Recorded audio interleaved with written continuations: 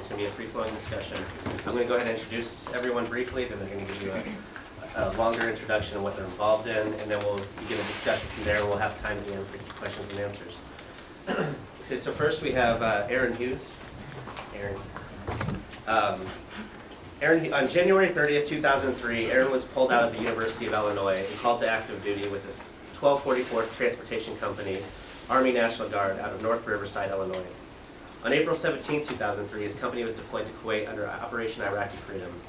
Aaron returned to the University of Illinois in the spring of 2005 as a student majoring in painting, with a need to express and share his experience with others, and began to use art as a tool to confront issues of militarism and occupation.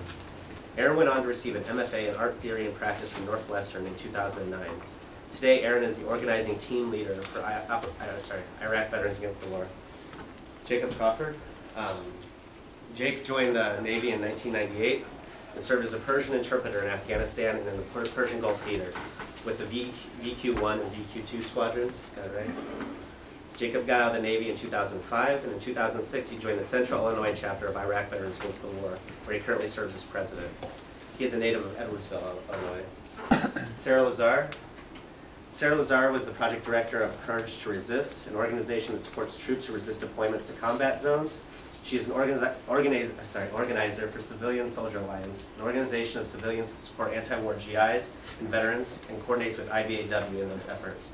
She is also a journalist who covers U.S. GI resistance and anti-war movements for publications, including Al Jazeera and Truth Out. She is currently a graduate student in the Center for South Asian and Middle Eastern Studies. And then finally, Brad Thomson. He's a legal worker and anti-war organizer living in Chicago. He works at the People's Law Office, which successfully represents victims of the police and other government officials, and works to gain justice for people who have been tortured or physically abused, wrongfully arrested or convicted, unfairly sentenced to death, or targeted as a result of their political beliefs or organizing efforts on behalf of movements struggling for justice and liberation. People's Law Office lawsuits have uncovered abuses by police and government officials in the past. Brad is also an active member of Civilian Soldier Alliance, the National Lawyers Guild, and the Military Law Task Force. So, Aaron, you want to start with the... Yeah, well, I guess I'll just give a little bit more extended introductions. So I joined the Illinois Army National Guard in 2000. I was a truck driver. I got deployed to Kuwait, where I hauled supplies into and out of Iraq for 15 months. I went over there motivated. I was excited to get rid of a terrible dictator, rebuild the country, start a democracy, and about 3 months in I realized that that's not what I was going to be doing, and nor could I be a part of that in the system I was in.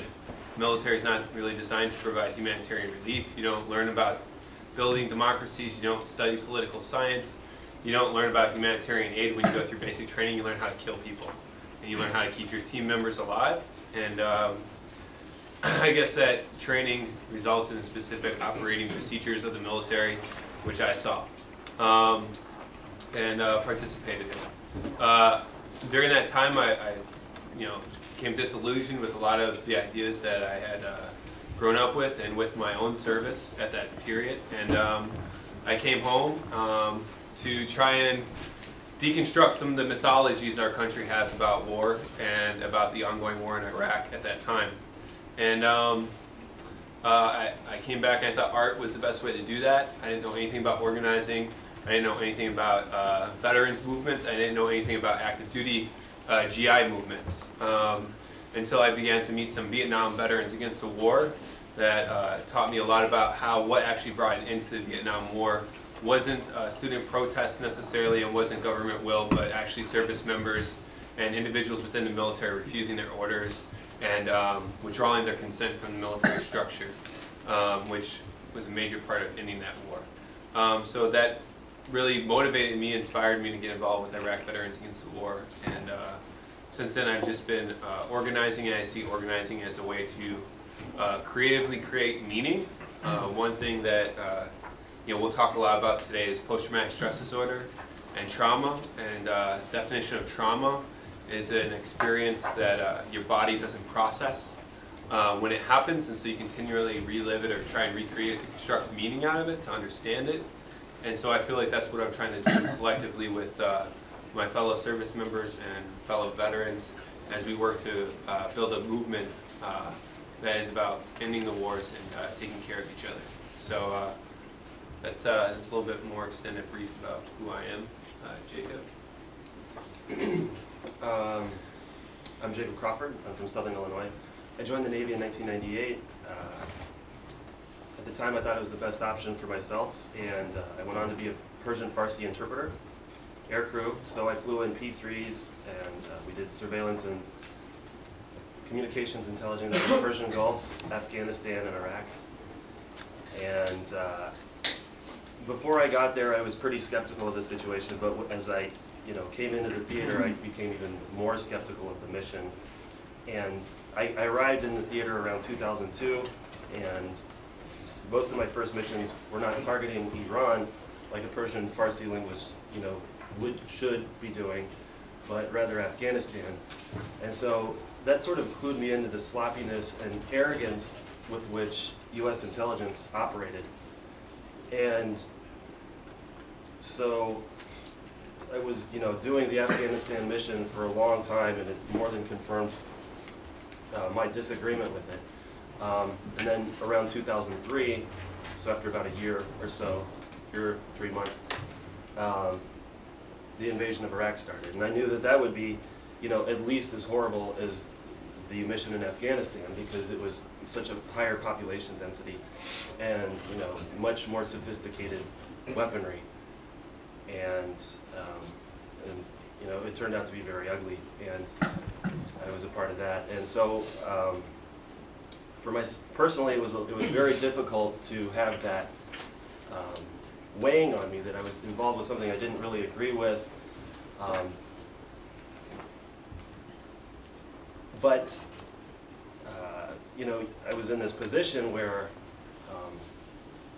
as an enlisted person, you're already kind of in trouble, and you really rely on people trusting you, and it does not bode well to cast doubt on your own belief in the mission. It's important to at least appear mission positive, and that is very mentally stressful. And I was not the only person that was against the wars, but I was one of only 3 people I can think of that would talk about it. Most people are very hesitant to talk about it. And I think that's probably enough for now. We can come back to you. So my name is Brad Thomson, and I'm a paralegal and investigator at a civil rights law office in Chicago. And I also do legal support work and other organizing support work for anti-war veterans and active duty service members who are organizing for their rights within the military. I got into this work, both legal work and specifically working with veterans and anti-war service members through the experience of an anti-war activist. During the invasion of Iraq, I was part of a mass protest in Chicago where people were mass arrested after marching on Lakeshore Drive. And I was arrested and injured by the police that night. And then through that, there was a class action lawsuit, and through that, I met people in Chicago who were working on that case and started working as a legal worker at that time. And then as an anti-war activist, I met Aaron and others with Iraq Veterans Against the War and started to recognize the way in which war impacts people in different ways. That there's not only civilians in other countries that are invaded, but the way in which service members and veterans are directly impacted by wars and occupations. And it enlightened me in a way that I hadn't understood previously. I hadn't been in the military. No one in my immediate family had served. Actually, can I ask, how many people in this room have been in the military? Okay. Anyone, and people who had direct family members, grew up in a home with someone in the military. Okay. So, so that really was enlightening for me to sort of broaden my understanding. And so over the years, it's continued to grow, and I've continued to sort of use my legal skills and the sort of access I have to lawyers in order to help veterans and service members the best I can, which I'll talk about more later. Hi, I'm Sarah Lazare. I came into this work through the anti-war movements against the U.S.-led invasion of Afghanistan and invasion of Iraq. And like many people, I was involved in sort of organizing and participating in protests and direct actions and various things. And it got really frustrating to keep going into the streets with your sign or organizing your action time after time, and public opinion was so clearly against these wars, yet the wars kept continuing. And through the anti-war movement, I learned about the direct work that anti-war veterans and active duty service members were doing to directly withdraw their labor and their consent from the wars. This was very interesting to me because it seemed a very direct way to make the U.S. military function a little less smoothly, which could, as the Vietnam War showed, play a big role in ending these wars. But then as I got involved with anti-war veteran and supporting GI resistance movements, my motives and my reasons for being there grew a lot. So it wasn't just, oh, this is strategic. I also came to gain a real personal understanding of, you know, these are people's lives. This is a community healing from trauma. This is a community using their strategic position to share their own experiences, which can be a very painful process, in order to help reach people and let people know that what's going on over there isn't okay. So, you know, as I went along in this work, you know, I started doing it for the people that I came to care about, as well as for this larger goal of stopping unjust U.S.-led wars and occupations. And, you know, I'm a civilian, I'm an ally, and my role in the movement has generally, well, clearly been in the sort of civilian support role. And I just want to really quickly say that as we've seen the anti-war veteran and GI resistance movement build over the last decade, it's really crucial, I think, that if someone is going to make a stand, is going to risk their own freedom, sometimes their own safety as an active duty service member to stand against the policies of the U.S. military, it's really, really important for them not to be alone when they do that. Hopefully to be backed by fellow service members and veterans, but also by networks of civilian support. And then, you know, the civilian support networks are really vast, and it includes organizers as well as people who have very specific skills, like, for example, legal skills or journalistic skills, or, you know, various other skills, just really trying to use whatever. There are a lot of people really trying to use whatever they have to support the important work that these anti-war veterans and GIs are doing. So. Well, we're going to kind of start a discussion about the current state of veterans in America. Before we do that, I just want to read a few stats about veterans in America right now. Estimates show that up to 1.5 million veterans are either homeless or in immediate danger of becoming homeless in America.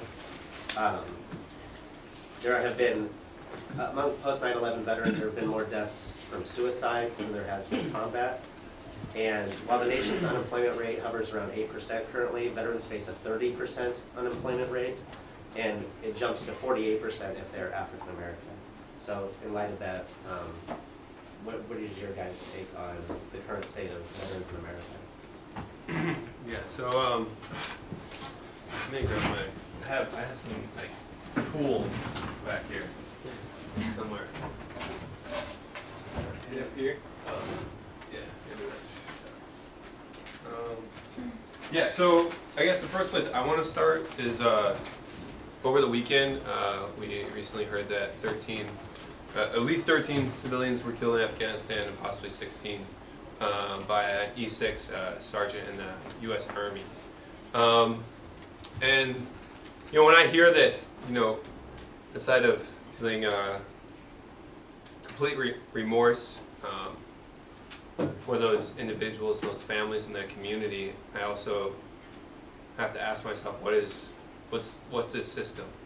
And also, what is this a part of? Because in my experience in the military, you never left the base with your ammunition without first going to your battalion and going to your armor to get your ammunition. You know, there's structural things in place that that on all levels of accountability here that I think are, you know, being really quickly masked over in regards to this one individual that went rogue, right? That's kind of the story already, in order to make these actions. But in reality, that E6 is extremely accountable to his commander is first, and then to his battalion commander, which is then responsible to their